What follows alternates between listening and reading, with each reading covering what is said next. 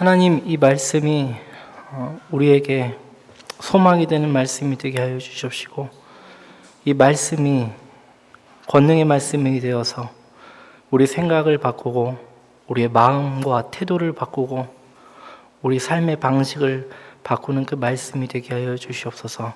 그리하여 우리 평택 제일교회 공동체가, 가족이 이 평택시에서 빛과 소금의 역할을 감당할 수 있는 거룩한 공동체 되게 하여 주시옵소서. 예수님의 이름으로 기도합니다. 아멘. 예, 안녕하세요. 네. 오늘도 변함없이 제가 그동안 저희 부서에서 아이들에게 가르쳤던 것을, 설교했던 것을 그 중에 한 모습을 여러분에게 알려드립니다. 설교를 들으시면서요, 우리 아이들이 교회에서 이런 말씀을 듣고 신앙생활하고 있구나, 나의 손자, 손녀들이 이런 말씀을 듣고 있구나, 그리고 젊은 전도사가 말씀을 잘 전하는 것 같은데 싶으시면은 주위에 계신 분들에게 많이 자랑해 주셔갖고요 저희 부서가 전도가 되었으면 좋겠습니다. 네. 오늘 말씀을 보니까요, 34절 말씀을 제가 한번 읽어보도록 하겠습니다. 무리와 제자들을 불러 이르시되 누구든지 나를 따라오려거든 자기를 부인하고 자기 십자가를 지고 나를 따를 것이니라 라고 얘기합니다. 오늘 말씀 제목이요, 주부에 보면은요, 자기 부인과 십자가거든요. 오해하지 않으셨으면 좋겠습니다. 나의 아내가 십자가구나, 내가 나의 남편에게 십자가구나 그런 뜻이 아니니까요, 오해하지 않으셨으면 좋겠습니다. 오늘은요, 예수님을 따르기 위해서는 34절을 보니까요, 두 가지 조건이 있다라고 얘기합니다. 하나는요, 자기를 부인해야 되고요, 또 하나는요, 자기 십자가를 져야 됩니다. 그렇다면 우리가 이 두 가지가 무엇인지를 알아야지 예수님의 제자가 될 수 있다라는 결론에 이르게 되는데요, 자기 부인이란 무엇인지에서 1차적으로 생각해 보았으면 좋겠습니다. 성도 여러분, 자기 부인이 무엇일까요? 내 아내는 아니죠. 아내로서의 나도 아니죠. 자기 부인에 대해서 생각해 볼 때요, 창세기 3장의 말씀을 가서 저희들이 먼저 생각해 보아야 하는데요, 창세기 3장 1절부터 8절, 6절까지의 말씀을 보면은요, 바로 이 자기 부인의, 자기 긍정의 모습이 보여지게 됩니다. 자기 부인의 반대말은 자기 긍정이 되겠죠. 자기 긍정의 시발점, 시작이 되는 그런 내용이 창세기 3장에 있는데요, 한번 같이 교독해 보겠습니다. 제가 먼저 읽고요, 교독하겠습니다. 3장 1절부터 6절까지 말씀입니다. 창세기 3장 1절부터 6절까지 말씀입니다. 네. 성경은 오늘 아침에 아이들과 성경 묵상하면서 했는데요, 성경은 꿀송이와 같이 단 말씀이니까요, 여기저기서 성경을 맛을 볼 때 달다라는 마음이 있었으면 좋겠습니다. 네, 제가 먼저 읽겠습니다. 그런데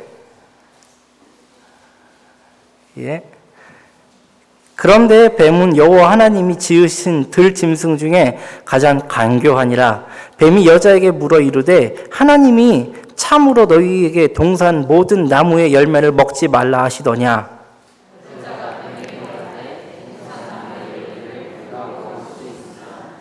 동산 중앙에 있는 나무의 열매는 하나님의 말씀에 너희는 먹지도 말고 만지지도 말라, 너희가 죽을까 하노라 하셨으니라.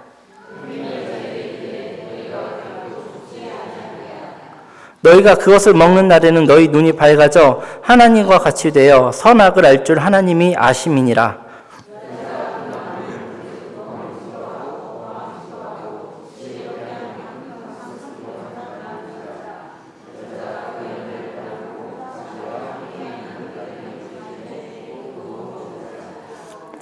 아멘. 여기 보면 우리가 전적 타락이라고도 얘기하는 이 죄의 시작이 어떻게 되었는지를 설명하는 바로 그 구절입니다. 성도 여러분, 이 선악과의 문제가 무엇이었습니까? 왜 선악과가 죄로 이해되었죠? 오늘 본문 말씀을 보니까요, 뱀이 와서 여자를 유혹합니다. 여자를 유혹하면서 뭐라고 얘기하냐면요, 동산의 모든 나무를 너에게 먹지 말라 하시더냐 라고 하는데 하와가 이렇게 대답합니다. 2절과 3절이죠. 여자가 뱀에게 말하되 동산 나무의 열매를 우리가 먹을 수 있으나 동산 중앙에 있는 나무의 열매는 하나님의 말씀에 너희는 먹지도 말고 만지지도 말라 너희가 죽을까 하노라 하셨느니라. 성도 여러분, 이 하와의 고백에 독특한 부분이 있습니다. 과연 하나님께서 먹지도 말고 만지지도 말라고 하셨나요? 그래서 만지기라도 하면은 죽음에 이른다라고 하나님께서 말씀하셨나요? 그렇습니까? 아닙니다. 2장 17절을 보면은요, 선악을 알게 하는 나무의 열매는 먹지 말라. 내가 먹는 날에는 반드시 죽으리라 하시니라. 아멘. 하나님의 명령은요, 먹지만 말라는 거였습니다. 그러니까 제가 아이들에게 좀 유머스럽게 설명하기를 선악과가 이렇게 떨어지면은 그 선악과를 발로 툭툭 차도 괜찮을까요? 질문도 해보고요. 선악과가 너무 이뻐서 만져봐도 되나요? 저희 아이들이 네, 만져도 돼요. 선악과로 축구해도 돼요. 라고 대답했습니다. 저희 아이들 아주 똑똑합니다. 보세요. 근데 오늘 하와의 고백 속에는요, 무엇이 들어있냐면요, 하와의 심리 상태를 설명하는 바로 그 구절이라는 것입니다. 유혹이 들어오기 전에는요, 하나님의 말씀만이 오로지 존재할 때에는요, 하와가 선악과를 볼 때 무엇이 생각이 됐죠? 죽음이 생각이 되었습니다. 저 선악과를 먹으면 죽을 거니까는 아예 처음부터 만지지도 말자라는 그런 생각이 하와의 마음속에 있었을지도 모릅니다. 성경은요, 오늘 3장의 말씀은요, 이 하와의 내면의 모습을 너무나 잘 그려내는 본문인데요. 하나님의 말씀만 오로지 존재했을 때는, 하나님의 명령만 존재했을 때는요, 하와는 선악과를 볼 때 두려워하였다라는 결론을 내릴 수 있습니다. 그런데요, 4절부터 보니까요, 뱀이 여자에게 이르되 너희가 결코 죽지 아니하리라. 이상한 복음이 들어오죠. 죽지 않을 것이다. 너희가 그것을 먹는 날에는 너희 눈이 밝아져 하나님과 같이 되어 선악을 알 줄 하나님이 아심이라. 이런 유혹의 목소리가 들어오니까요, 먹으면 죽을 것만 같았던, 만지기도 싫었던 그 선악과가 어떻게 변하죠? 다 같이 읽어보겠습니다. 6절 말씀입니다. 여자가 그 나무를 본즉 먹음직도 하고 보암직도 하고 지혜롭게 할 만큼 탐스럽기도 한 나무인지라. 여자가 그 열매를 따서 먹고 자기와 함께 있는 남편에게도 주매 그도 먹은지라. 아멘. 먹기 싫었던 그 열매가요, 하나님의 말씀만 있을 때는 먹기 싫었던 그 열매가 유혹이 들어오니까 어떻게 해야 되죠? 보암직도 하고 먹음직도 하고 나로 하여금 심히 지혜롭게 해도 할 만한 그런 과실로 변해 있었습니다. 유혹이 들어오니까요, 여전히 하와의 상황을 보니까요, 여전히 하나님의 말씀은 존재하였습니다. 하나님의 명령은 존재했습니다. 선악과를 먹지 말아라. 그리하면 내가 정녕 죽으리라. 유혹이 들어온 다음에요, 그 유혹이 문제가 아니라요, 그 유혹으로 인해서요, 하와의 생각이 바뀌었습니다. 하와의 마음이 바뀌었습니다. 하와가 이제요, 선악과를 보니까 먹고 싶다는 생각이 듭니다. 하나님의 원하심과 하나님의 명령하심과 나 개인의 욕심이 생겨나는 것입니다. 나 개인의 주장이 생겨난 것입니다. 그리고 하와는 어디에 순종하죠? 하나님의 명령에 계속해서 순종을 합니까? 아니면은 자기 욕심에 순종을 합니까? 하와는 자신의 욕심에 순종을 합니다. 바로 이것이 죄라는 것입니다. 성경에서 정죄하는 바로 그 죄가 이것입니다. 이것을 가지고 종교 개혁자들이나 또 어떤 유명한 신학자는 이렇게 정리했습니다. 뭐라고 정리했냐면요, 여러분 한번 생각을 해보십시오. 저도 책을 읽다가 이 질문을 받고 책을 덮고 하루 종일 생각을 했었는데요, 성경적으로요, 사람의 본질 또는 원래 창조된 상태는 무엇입니까? 성경적으로요, 사람의 본질 또는 창조된 원래 상태는 무엇입니까? 하나님의 형상, 맞습니다. 또 다른 의견 없으십니까?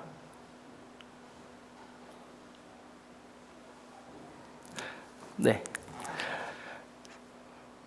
사람은 피조물이라는 것입니다. 형상도 다 그 피조물 안에 들어가죠. 사람은 피조물로서 창조주 아래 소속된 존재라는 것입니다. 그렇죠?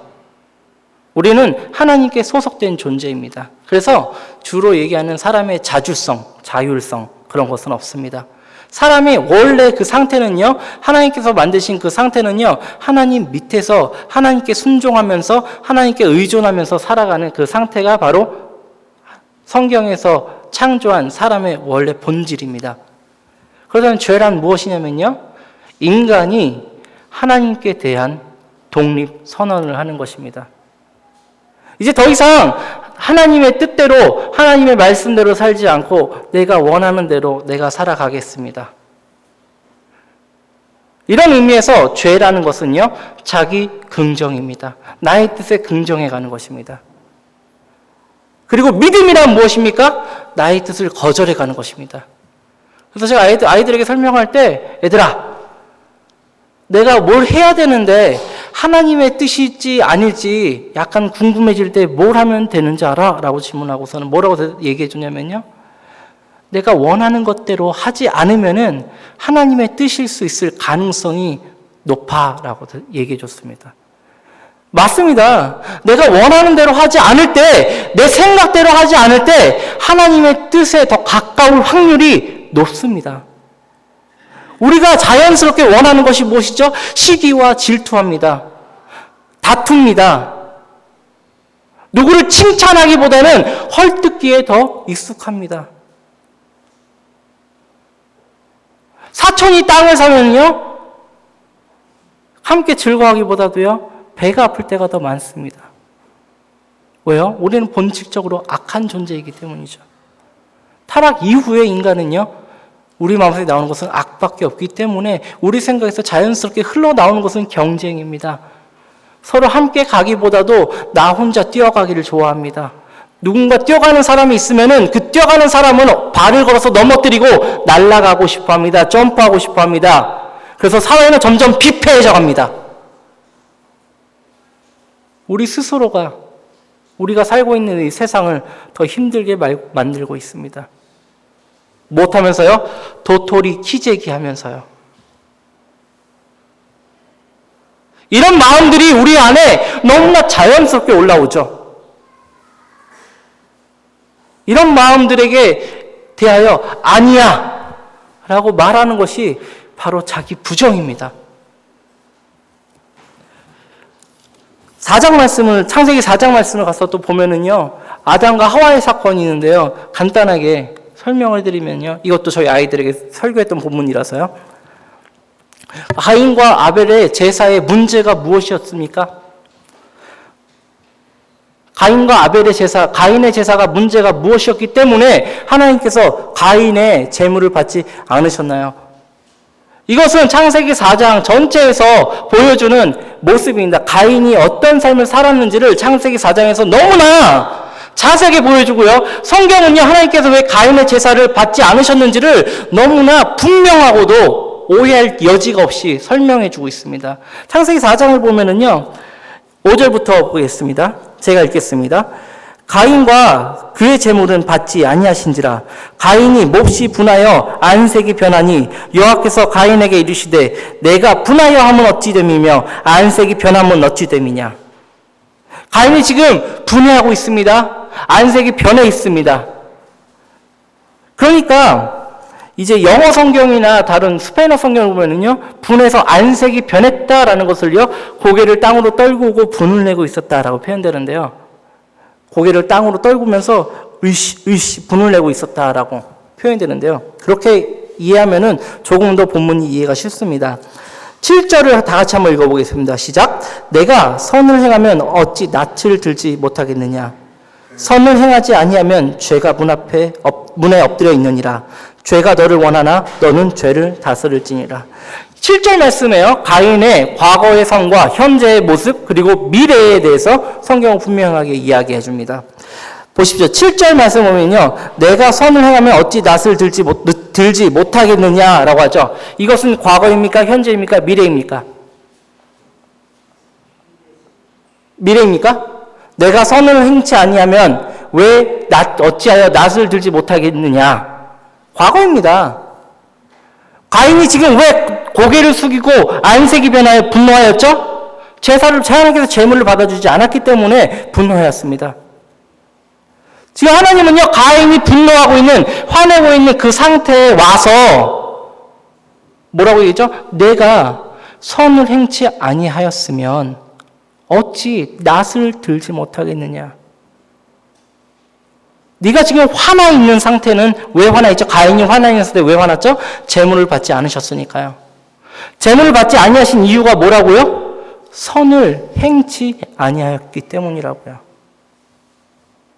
하나님께서 가인의 제물을 받지 않으신 명백한 이유가 무엇입니까? 가인은 선을 행치 않았기 때문입니다. 그럼 그 다음에 구절 한번 같이 읽어보겠습니다. 시작. 선을 행치 아니하면 시작. 선을 행치 아니하면 죄가 문 앞에 엎드려 있느니라. 이것은 선을 행치 아니하면 죄가 문 앞에 엎드려 있느니라. 현재입니까? 미래입니까? 현재 그 상태를 얘기하는 거죠. 지금 네 상태에서, 가인의 그 삶의 상태에서 선을 행치 아니하면은 죄가 다시 한번 너를 점령할 수 있는 그 가능성 현재입니다. 가능성 미래라고도 할 수 있겠죠. 그 긴장감 속에 가인이 있습니다. 다시 한번 죄를 지을 만한 그런 긴장감 속에 가인이 서 있는 그 상태, 현재를 말합니다. 다시 말해서 가인은 다 똑같이 죄를 짓고 악을 행할 수 있는 그 기회에도 있다는 거죠. 그 찬스가 있다는 얘기죠. 그리고 7절 말씀을 한번 보겠습니다. 마지막 부분 읽겠습니다. 시작. 죄가 너를 원하나 너는 죄를 다스릴지니라. 분명히 이것은 명령입니다. 근데 이것은 현재에 대한 것입니까? 과거에 대한 것입니까? 아니면 앞으로 일어날 일들에 대한 것입니까? 앞으로 일어날 일들에 대한 것입니다. 네, 그럼 하나님은요, 7절 말씀에서 뭐라고 설명하시냐면요, 내가 너의 제사를 받지 아니한 그 이유는 네가 선을 행치 아니했기 때문이다. 네가 죄를 짓고 있었기 때문에 너의 제사를 받지 않는다. 너의 제물을 받지 않았다. 지금도 너는 죄를 지을 그 위험 속에 있다. 죄가 너를 원하지만 이제부터는, 지금부터라도 너는 너의 죄를 다스려라 라고 얘기합니다. 그런데 가인은 하나님의 이 말씀을 듣고서 뭘 하냐면요, 성경이 얼마나 본론으로만 얘기하냐면요, 보십시오. 가인이 그의 아우 아벨에게 말하고 그들이 들에 있을 때에 가인이 그의 아벨을 쳐 죽이니라. 하나님은요, 선을 행하라고 말씀하셨죠. 우리의 생각을 읽으시는 그 하나님은 가인이 안색이 변하여 분노하였을 때 무슨 생각을 하고 있는지 분명히 아셨을 것입니다.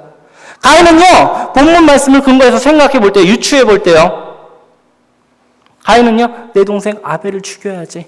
하나님께서 나의 제물을 받지 않으신 이유는 아벨 때문일 거야. 저 녀석만 없으면은 하나님께서 나의 예배를 받아주실 거야.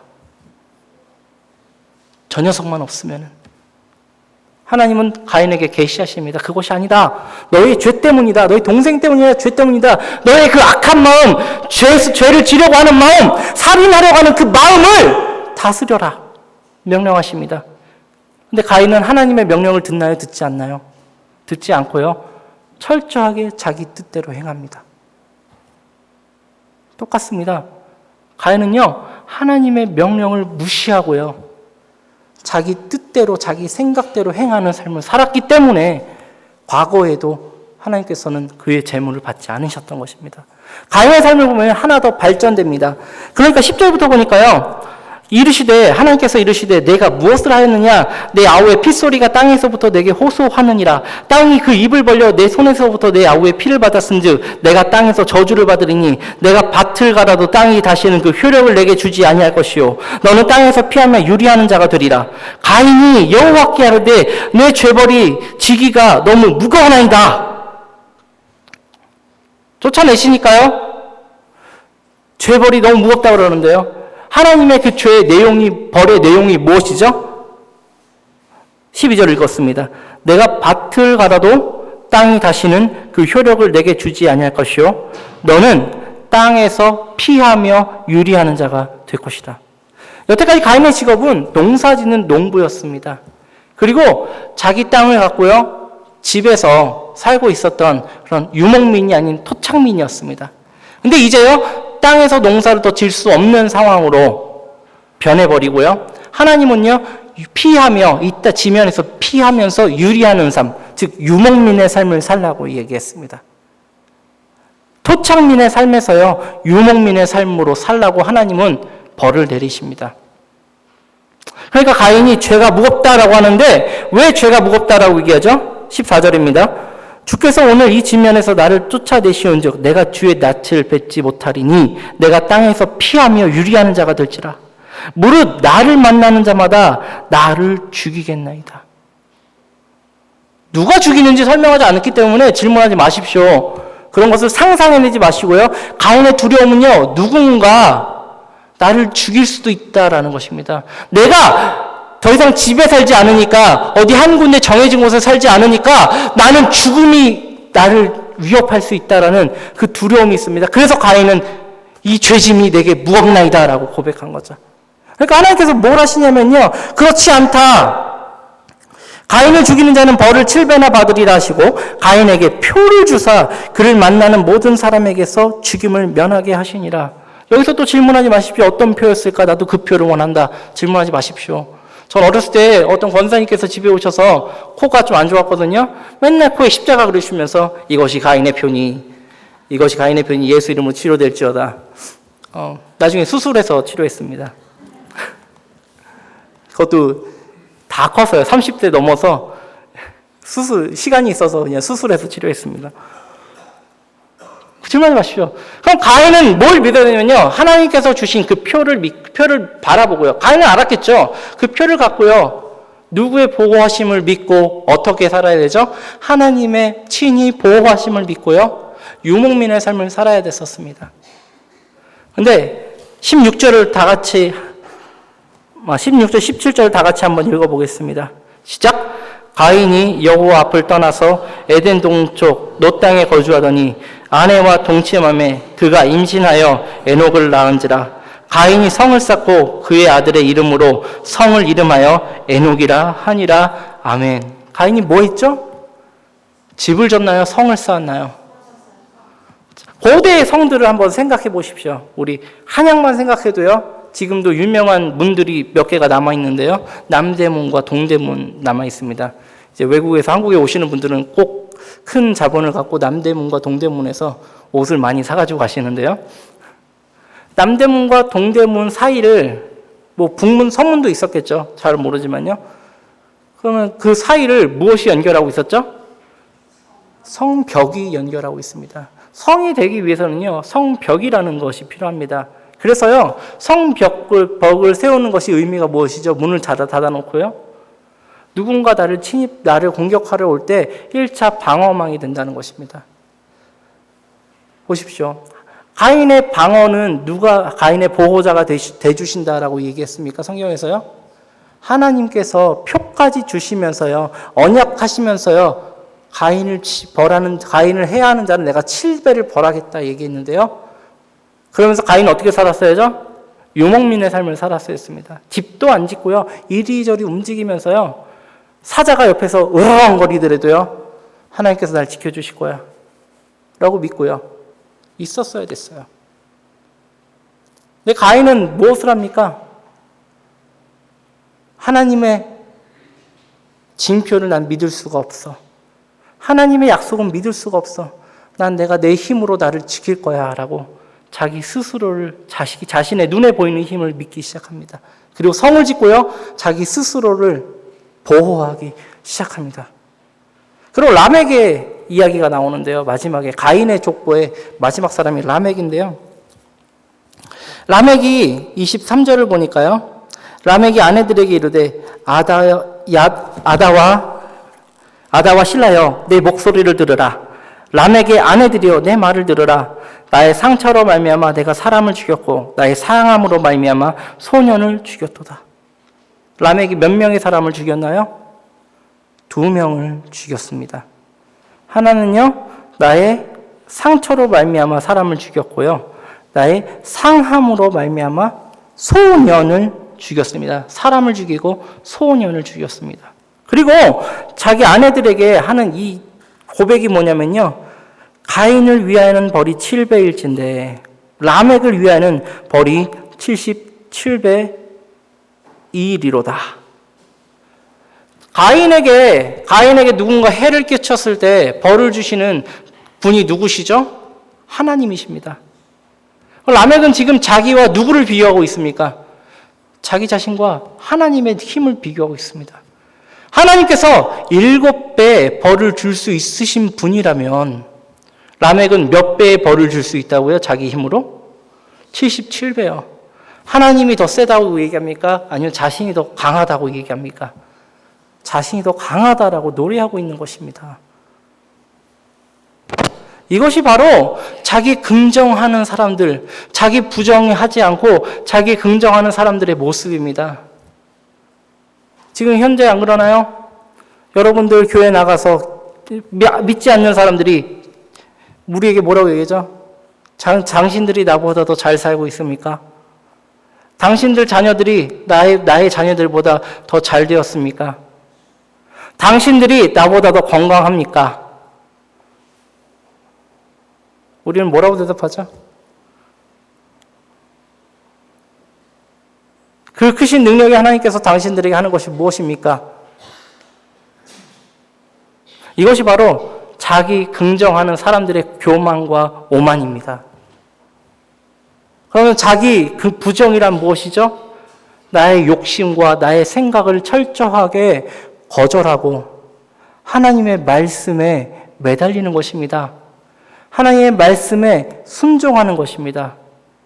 이것이 바로 자기 부정입니다. 이런 의미에서 마가복음 9장에서는 다시 마가복음으로 돌아가겠습니다.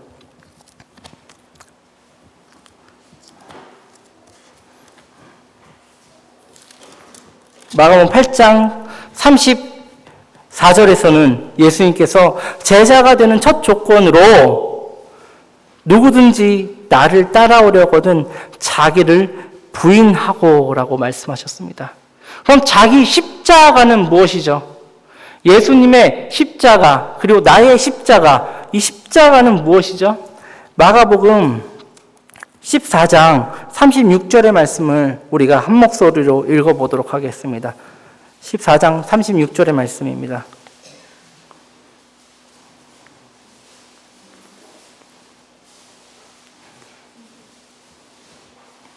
네, 읽어보겠습니다.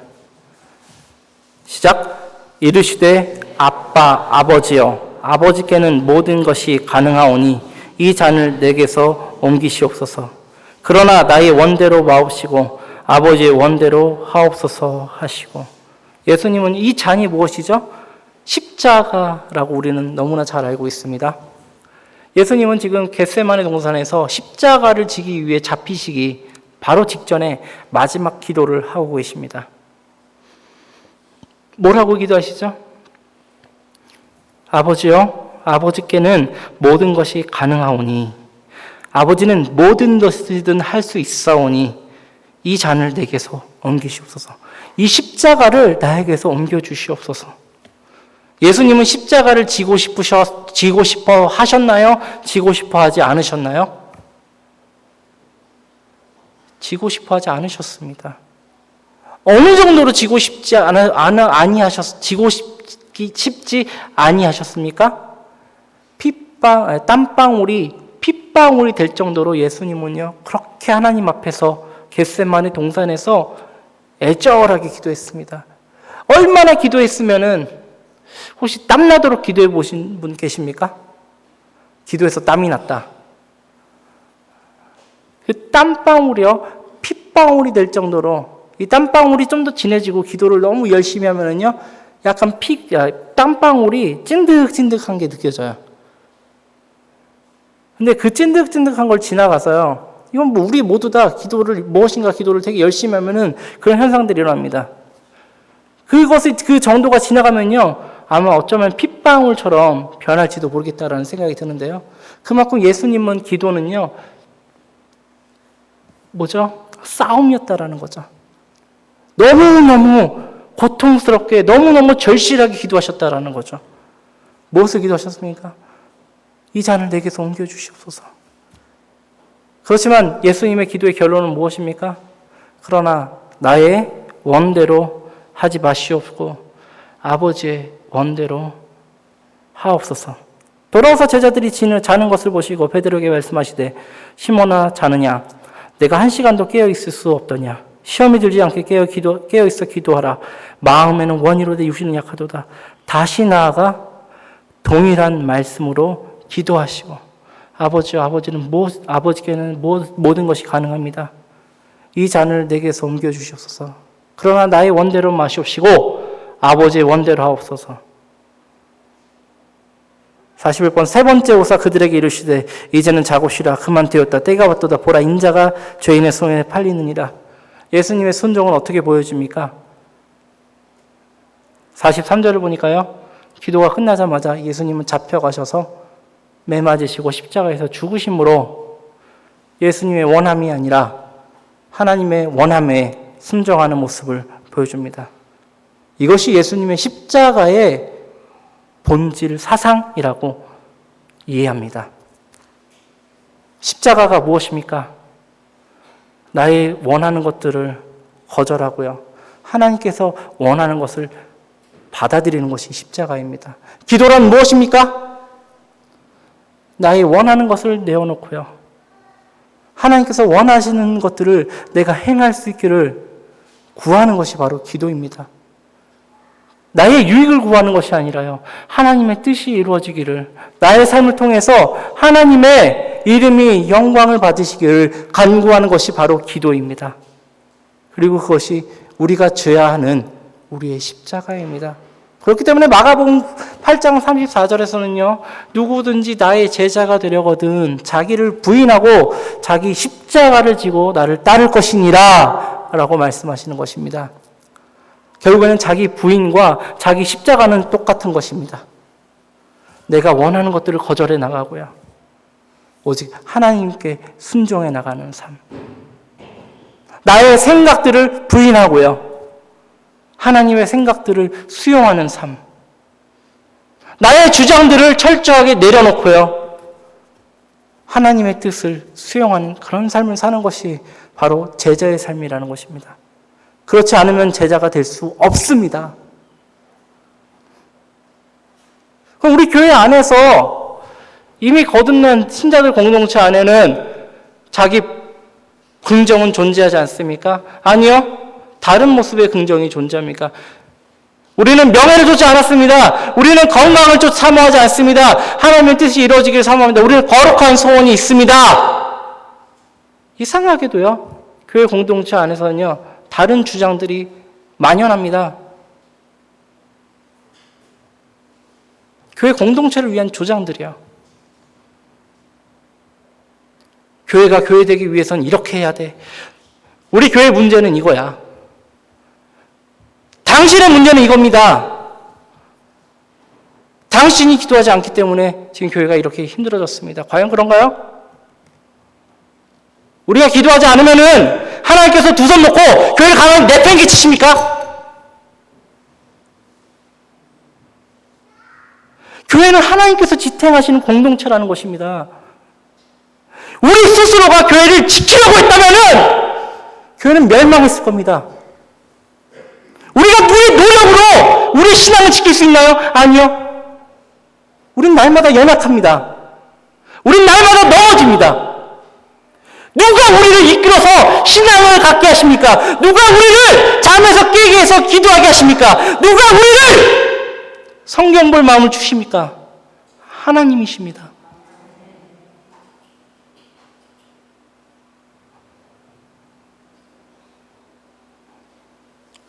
착각해서는 안 됩니다.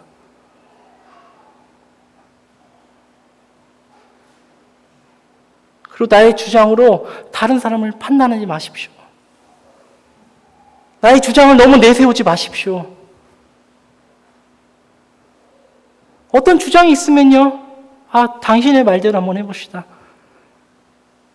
내 말 들어오십시오. 그게 더 위험합니다. 마치 자신의 말에 어떤 능력이 있듯이 자신의 말대로 했기 때문에 교회가 잘 되는 것으로 착각할 수 있습니다. 누군가 어떤 조언을 해준다면요. 수용하십시오. 그리고 사실 조언해주기보다도 먼저 선행돼야 되는 것이 중보 기도입니다. 지체 가운데 연약함이 보여지고 내 생각과 맞지 않는 생각이 있다면 우리는요, 기도해야겠죠. 하나님, 내 생각이 저분의 생각과 다른데 하나님, 1차적으로는요, 자기 부인의 기도를 해야겠죠. 하나님, 내가 나의 뜻대로 하지 않도록 나를 보살펴 주시옵소서. 그리고 내 생각이 하나님의 뜻에 맞다면 그 사람의 생각을 바꿔 주시옵시고, 아니면 우리 둘 다의 생각이 틀렸다 그러면은 침묵하고 잠잠한 가운데 하나님께서 하시는 일을 하시옵소서. 저는 신앙인의 삶을요, 마치 어드벤처스, 모험가의 삶과 비슷하다고 생각이 드는데요. 제가 신앙 처음 성경대로 신앙을 갖기 시작할 때 처음 느꼈던 것이 바로 봅니다. 어떤 문제가 있을 때요, 그 문제 앞에 자연스럽게 제 머릿속에 1번의 대안과 2번 대안, 3번의 대안들이 떠오릅니다. 때로는 1번과 2번의 대안들이 떠오릅니다. 이 상황 속에서 나는 이렇게 행동해야지, 이 상황 속에서는 이렇게 대답을 해줘야지. 그런 생각들이 떠오릅니다. 그리고 그것을 어떻게 실천할 수 있을까? 자, 1번이 잘못됐을 때는 2번이 잘못됐을 때는 3번을 해볼 거야 라는 생각이 있습니다. 근데 어느 순간부터인가요? 제가요, 1번과 2번과 3번의 생각들, 4번, 5번, 6번의 생각들이 떠오를 때 손을 놔버렸습니다. 그때 제 마음속에 두려움이 뭐냐면, 이러면 망할 거야. 나는 넘어질 거야. 근데요, 어느 시간이 되면은요, 내가 생각하지 못했던 방법으로 하나님께서는 문제들을 해결해 가시고요, 우리의 삶을 유지해 가시더라라는 것입니다. 이런 자기 부정이 우리 교회 가운데 넘쳤으면 좋겠습니다. 그래서요, 하나님보다 앞서가는 공동체가 아니고요, 하나님을 뒤따라가는 그런 공동체가 되기를 주님의 이름으로 소망합니다. 어떤 지도자를 향해서 말하는 것이 아닙니다. 이것은 전 세계 교회가 갖고 있는 똑같은 고질병입니다. 그럼에도 불구하고요, 하나님은요, 날로 교회를 부흥시켜 가신다는 사실을 역사를 통해서 깨닫습니다. 하나님은요, 하나님의 교회를 하나님의 능력으로 세워가시고요, 하나님의 능력으로요, 하나님의 사람들을 만들어 가십니다. 이 믿음이 우리 가운데 굳건하여지기를 주님의 이름으로 소망합니다. 기도하겠습니다. 하나님 아버지, 누구든지 나를 따르려거든, 나의 제자가 되려거든 자기를 부인하고 자기 십자가를 지라고 하셨습니다. 하나님, 나를 부인하는 싸움이 있게 하여 주시옵소서. 나의 계획들을 내려놓는 그 싸움이 있게 하여 주시옵소서. 예수님께서 주신 그 십자가, 아버지여, 나의 원대로 마옵시고 아버지의 원대로 하옵소서라는 그 고백과 그 기도의 싸움을 갖고 하루하루를 살아가는 아름다운 믿음의 공동체 되게 하여 주시옵소서. 그래서 이 평택제일교회는 믿음의 교회 되게 하여 주시옵소서. 예수님의 이름으로 기도합니다. 아멘.